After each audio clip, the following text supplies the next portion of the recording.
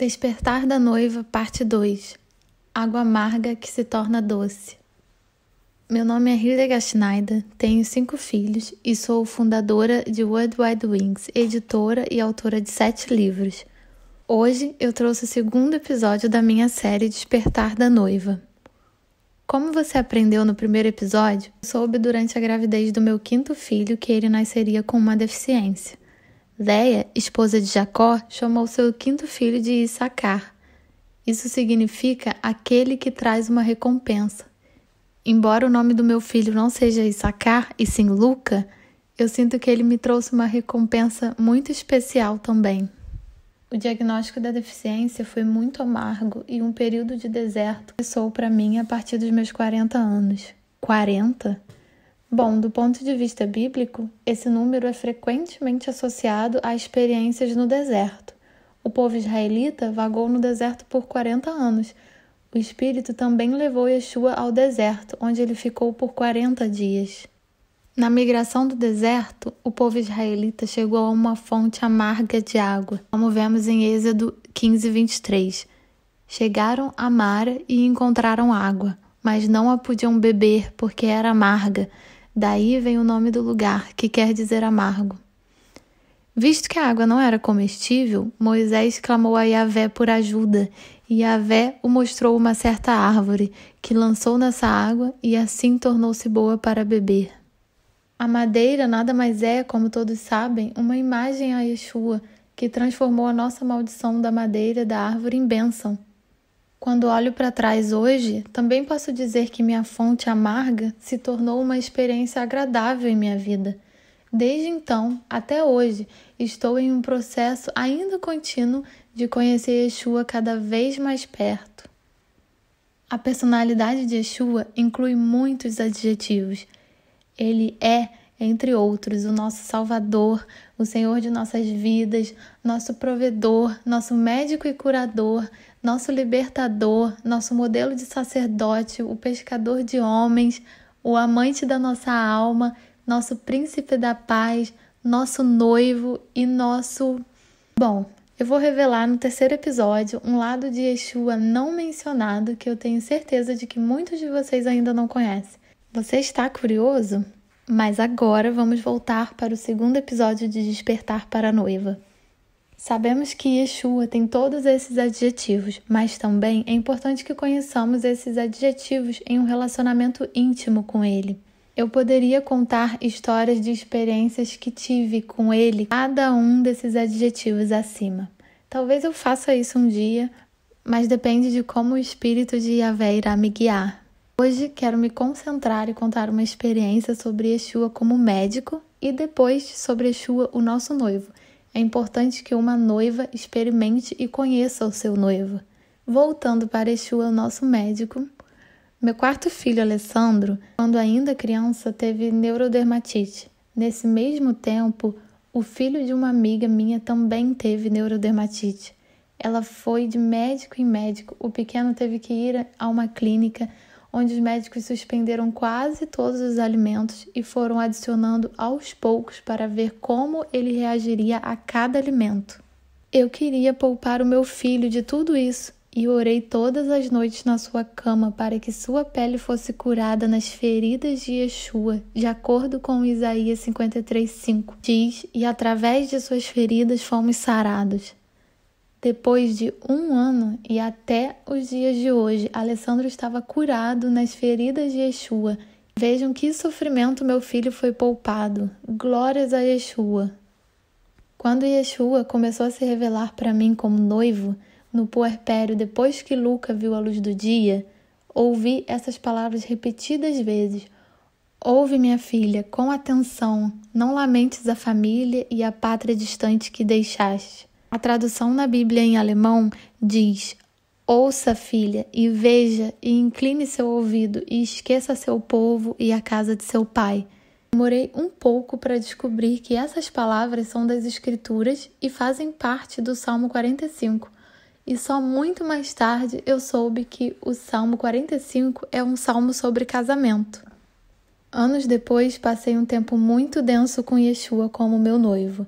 Peguei joias dele e sabia que elas eram do noivo.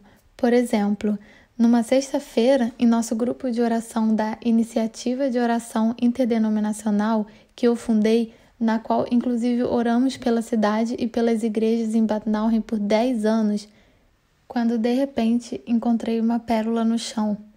Encontrei também outra pérola do lado de fora no chão durante o intervalo de um seminário de Worldwide Wings com Robert Stearns. Em Jerusalém, participei de um dia internacional de oração Paz por Jerusalém, Jardim de Rosas do Knesset. Quando voltei, ouvi uma voz me chamando. Era um americano que virou para mim e disse: Jesus me pediu que eu desse para você um colar com uma coroa que eu acabei de comprar aqui em Jerusalém. Eu fiquei muito emocionada. Em um dos maiores sistemas de água quente de Caldas Novas, no Brasil, eu encontrei um anel em uma bacia com um design muito delicado. Metade do anel era prata. Prata significa salvação. E a outra metade dourada, que representa a glória de Yahvé. Uma linha em círculo foi gravada no interior do anel, o que me lembrou espontaneamente a eternidade. No anel, eu também vi 3 pequenos buracos. Não sei se tinham pedras antes sobre esses buracos, mas eu sabia que este anel era o meu anel de noivado com Yeshua. E muito mais tarde, eu ouvi falar que um anel de noivado judaico nunca tem pedras. Não sei se isso é verdade, mas este anel também não tinha pedras. Outra experiência muito impressionante também aconteceu em Jerusalém, a cidade do nosso rei. Um motorista de táxi me levou pela manhã até uma amiga.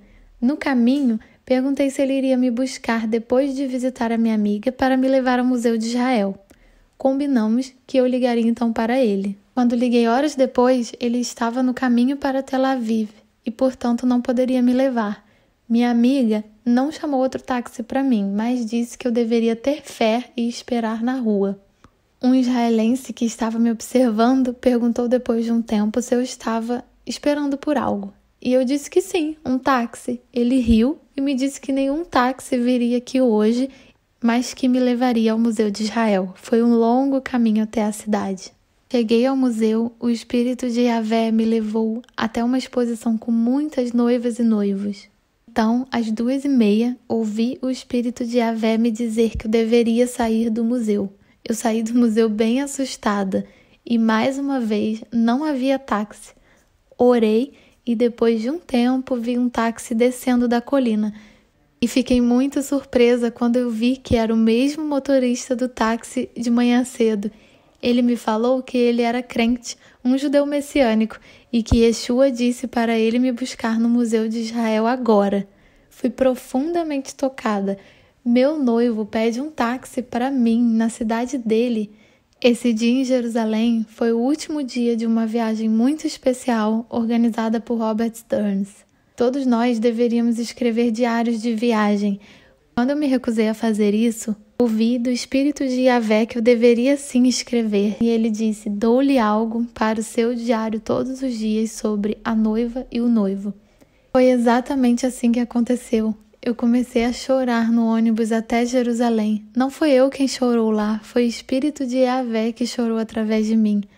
Comecei a sentir o desejo de Yeshua por sua noiva da tribo de Judá.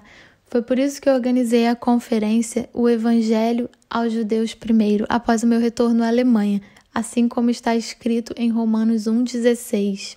Porque não me envergonho das boas novas do Messias, pois são o poder de Yahvé para a salvação de todos os que creem. Esta mensagem dirigiu-se primeiramente aos judeus, mas agora igualmente aos gregos. Antes da conferência, o prefeito de Bad Nauheim e representantes das igrejas protestantes e católicas me pediram para cancelar esta conferência. Mas o que eu não sabia até então era que o sínodo da Igreja Evangélica na Alemanha, no dia 9 de novembro de 2016, em Magdeburg, proibiu que o evangelho fosse distribuído aos judeus. Mais tarde eu soube que muitos líderes das igrejas evangélicas também proibiram que suas ovelhas participassem desta conferência. Aproveite o tempo para conhecer Yeshua melhor, estenda a mão para experimentá-lo. Em Apocalipse 19, 7, 9, lemos que Alegramo-nos com intenso júbilo, prestemo-lhe a nossa profunda homenagem. Chegou à altura do cordeiro receber a noiva, a qual já se aprontou. Ela tem o direito de se vestir do linho mais fino e mais branco. Esse linho representa as obras justas e boas que praticam os filhos de Deus. E foi-me dito por um anjo que escrevesse o seguinte: felizes aqueles que são convidados para a festa de casamento do Cordeiro. E ainda foi Deus mesmo quem declarou isto.